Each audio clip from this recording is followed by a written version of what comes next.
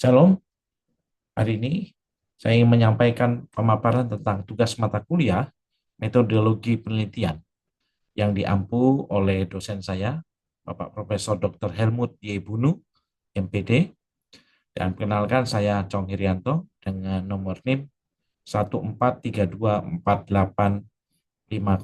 DT. Hari ini saya ingin menyampaikan tentang bagian dari metodologi penelitian, yaitu triangulasi data sebagai metode meningkatkan keabsahan data dalam penelitian kualitatif. Langkah-langkah untuk meningkatkan keabsahan data merupakan aspek yang menjadi dasar atau fundamental dalam penelitian kualitatif untuk memastikan data yang diperoleh benar-benar valid dan dapat dipertanggungjawabkan secara ilmiah.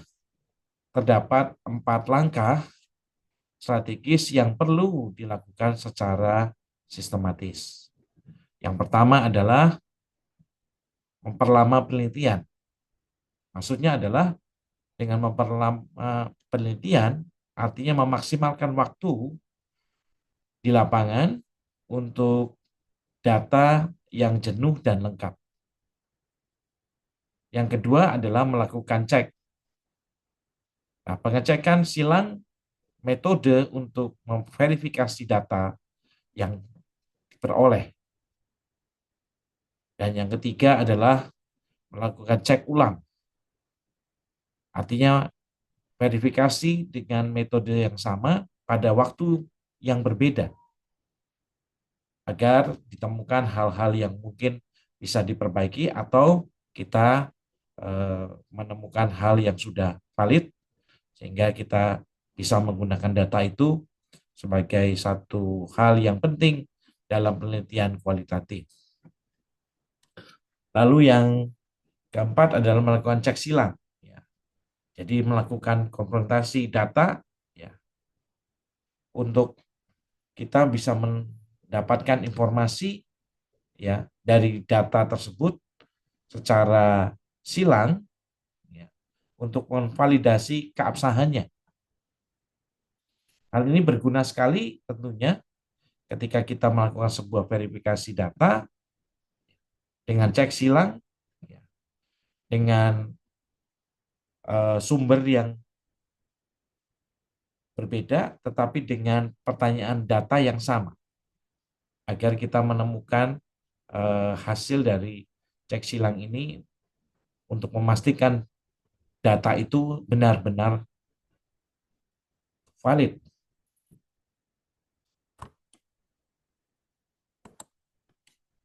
Nah, untuk lebih jelasnya saya jelaskan pada bagian ini.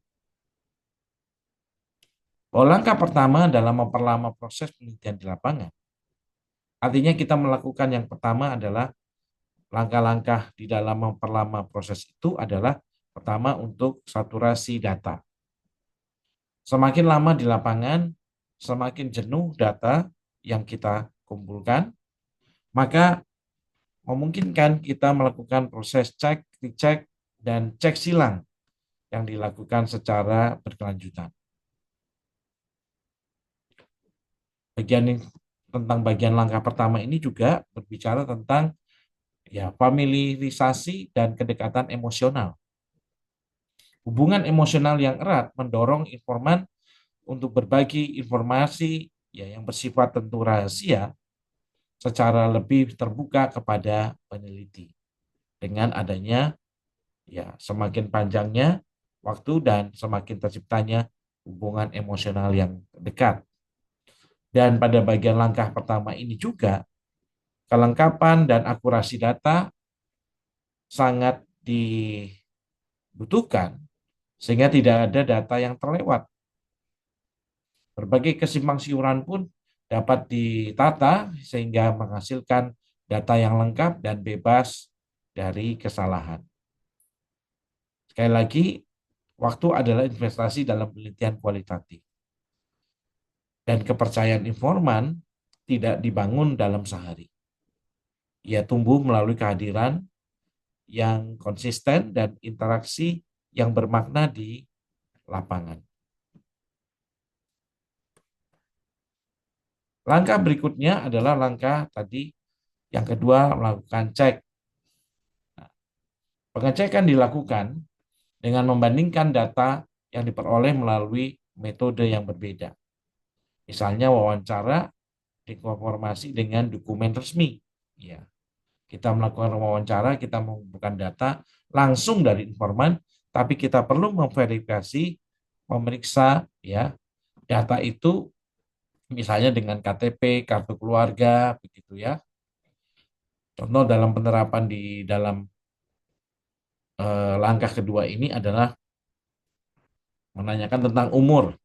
Ya, kita lewat wawancara kita tanyakan, lalu dicek lewat KTP kah, lewat SIM kah, lalu jumlah anak. Ya, jumlah anak kita bisa tanyakan dalam wawancara, kemudian kita cek di dalam kartu keluarga. Begitu. Nah, memang perbedaan metode adalah hal yang penting. Ya, ini menjadi kunci. Ya, bukan hanya sekedar kita membandingkan, tetapi juga kita bisa melakukan cek melalui sumber yang berbeda tentunya. Langkah yang ketiga adalah tadi setelah kita cek ulang lagi, recheck. Nah, dalam proses recheck dilakukan menggunakan metode yang sama pada waktu yang berbeda dan lebih lama tentunya. Nah, konsistensi jawaban informan menjadi indikator utama keabsahan data. Nah, kita bisa lakukan dalam pertanyaan pertama, ya, mungkin dalam hal ini ditanyakan gaji Anda, ya, berapa saat bekerja. Nah, jawabannya kemudian dicatat, nah, pada sesi awal wawancara. Lalu ditanyakan ulang lagi, ya, dalam pertanyaan yang diulang, pertanyaan diajukan kembali pada sesi yang berbeda, walaupun pada informan yang sama, tapi beda waktunya. Nah, selang waktunya yang berbeda. Sehingga kita bisa mendapatkan jawaban yang apakah tetap konsisten. Dari situ kita bisa melakukan evaluasi. Ya, konsisten jika jawabannya tetap sama, begitu berarti terjadi keabsahan data. Ya, tetapi kalau berbeda, nah ini menjadi sesuatu hal yang penting untuk kita perbaiki. Langkah keempat, kita melakukan cek silang.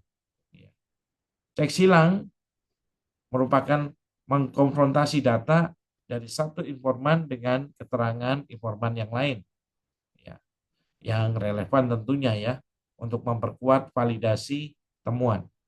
Nah, kita bisa lakukan lewat data dari informan pertama, ya, misalkan mendapat informasi tentang besaran gajinya atau upahnya, ya, saat bekerja.